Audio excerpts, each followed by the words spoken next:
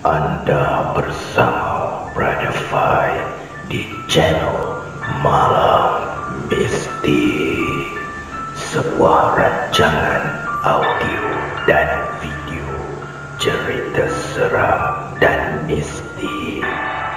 Semoga Anda semua terhibur.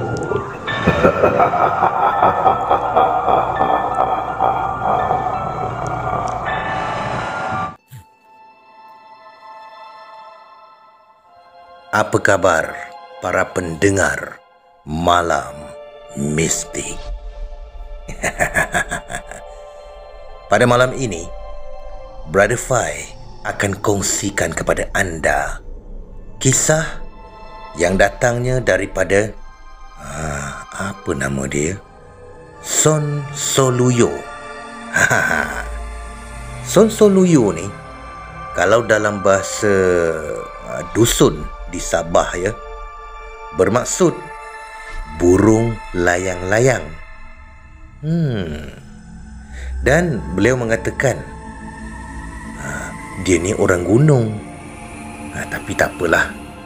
Apa-apa pun, terima kasih kepada Son Soluyo kerana kongsikan cerita di dalam geng Malam Mistik Bro Fai. Kisah daripada Son Soluyo ini bertajuk Dia Tidak Wujud. Jom kita layan kisah dia.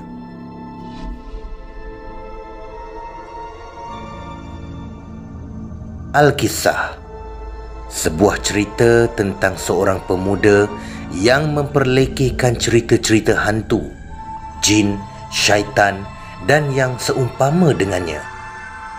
Nama pemuda ni Abu.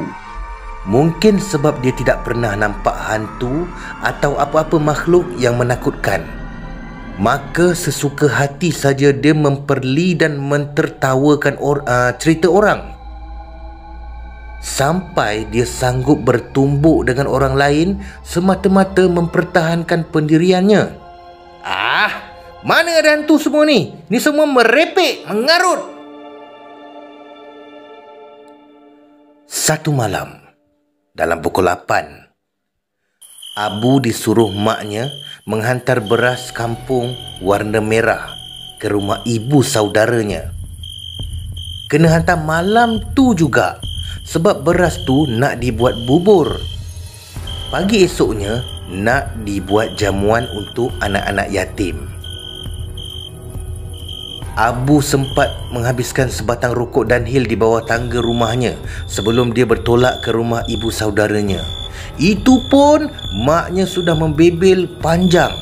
Disuruh hantar beras, sempat lagi hisap rokok. Abu cuma berjalan kaki ke rumah ibu saudaranya yang terletak tidak jauh dari rumahnya. Hanya 200 meter saja jaraknya.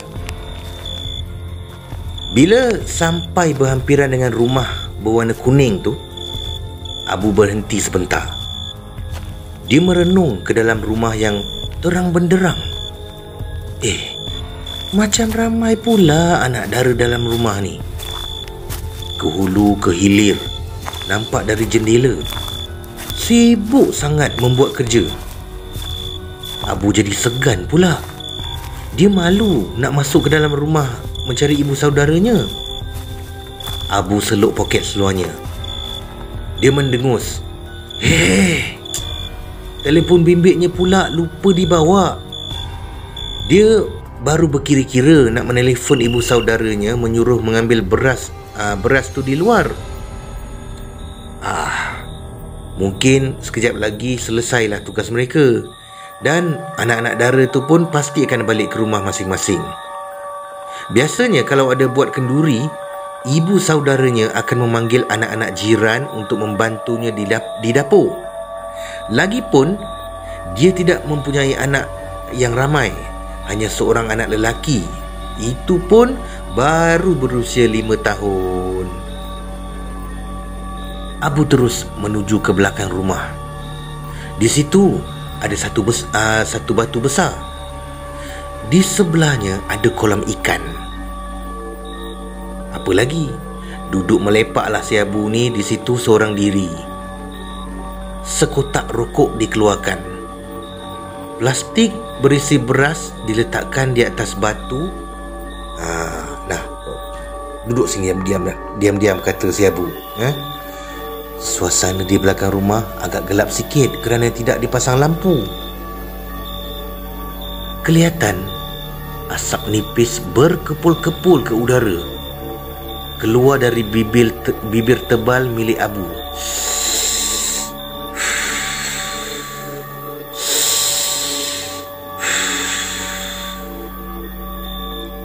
Sambil menikmati asap rokok, mata Abu melilau memerhati sekitar rumah ibu saudaranya itu. Pokok-pokok nangka ditanam hampir mengelilingi rumah tu. Suami kepada ibu saudara Abu ni memang suka menanam nangka. Buah yang masak akan dijualnya ke pasar selain dibuat kuih untuk dijual juga. Ketika Abu asyik melihat pemandangan yang tidak berapa indah di mata sebab keadaan yang agak gelap lah, tiba-tiba dia terpandang pada satu pohon nangka. Satu kelibat putih sedang terawang-awang.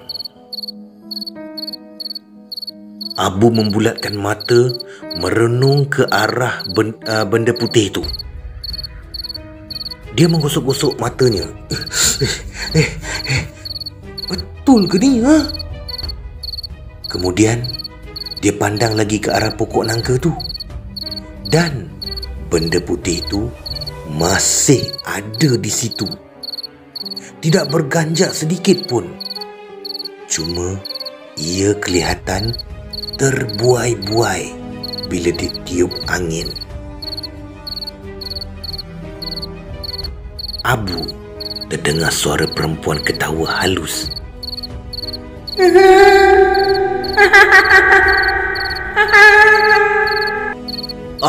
Sudah.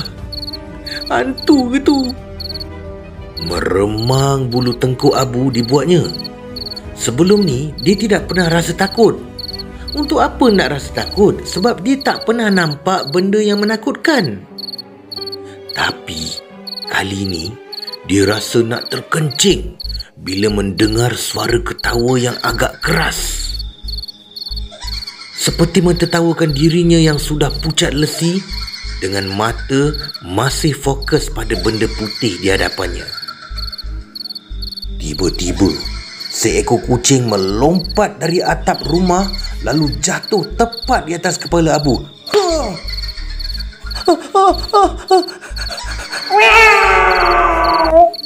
Apa lagi, Abu pun menjerit-jerit ketakutan sambil menekuk mukanya dengan tangan. Kerana disangkanya benda putih di pohon nangka itu telah menyerang dirinya. Tolong! Tolong! Tolong! Jangan apa-apakan aku!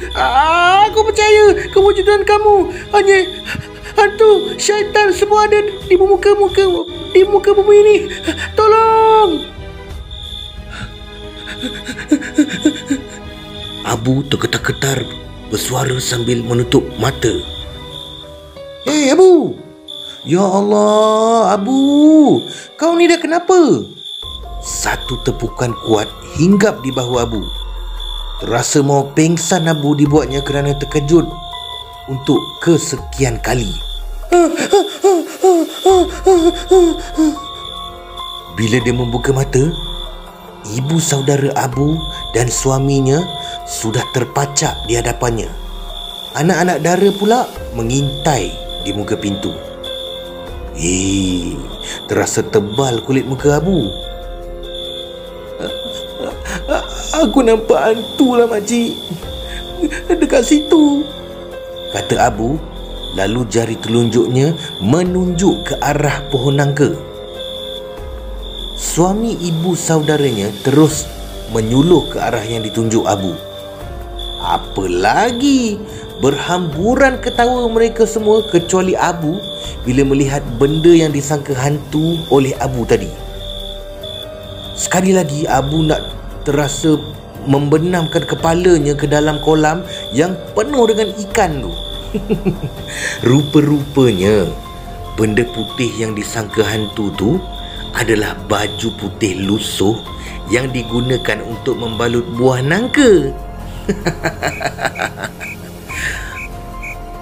Habis tu, suara ketawa tadi tu milik siapa?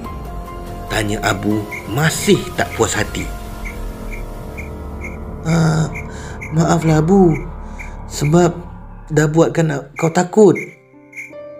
Itu tadi kami yang ketawa sebab ada cerita lucu. Kami tak tahu pun kau ada di belakang rumah ni, kata seorang gadis yang hampir sebaya dengan Abu. Gadis tu tersipu-sipu memandang Abu. Abu pula terasa dipersenda. Ni ada beras merah, mak suruh hantar tadi. Buat bubur katanya. Tanpa menunggu jawapan ibu saudaranya, Abu terus mengatur langkah panjang. Dia tidak memandang lagi ke arah wajah-wajah yang ada di situ. Sebuah batu sebesar penumbuk dewasa ditendangnya sekuat hati. Pokok beringin di tepi jalan seperti mau saja ditendang terajangnya untuk melampiaskan amarah di hatinya. Dia marah dan malu pada diri sendiri, pada semua orang di rumah ibu saudaranya tadi. Semuanya mentertawakan dirinya. Mengarut saja semua ni. Hantu syaitan memang tak wujud. Tak wujud. Abu memarahi dirinya sambil meludah ke tanah. Dia berjalan sambil menghentak-hentak kaki macam budak kecil. Tanpa disedarinya, ada sepasang mata merah menyala sedang merenung ke arahnya dari atas pokok beringin itu.